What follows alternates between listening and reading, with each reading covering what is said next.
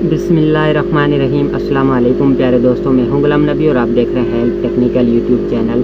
तो फ्रेंड्स, आज की इस वीडियो में हम सीखने वाले हैं क्यू मोबाइल G5 और विगोटेल i650 वाला ये जो बोर्ड होता है।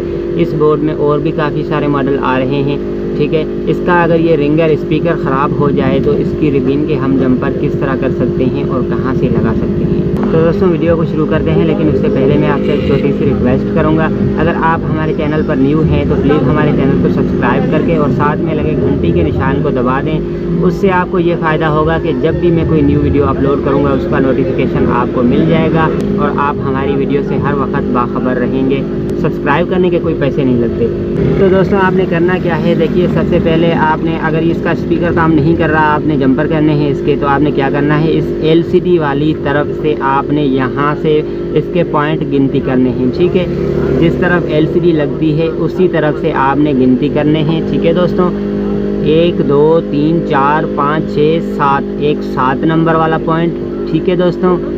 एक 8 नंबर वाला पॉइंट, यहाँ से गिनती चालू करनी है।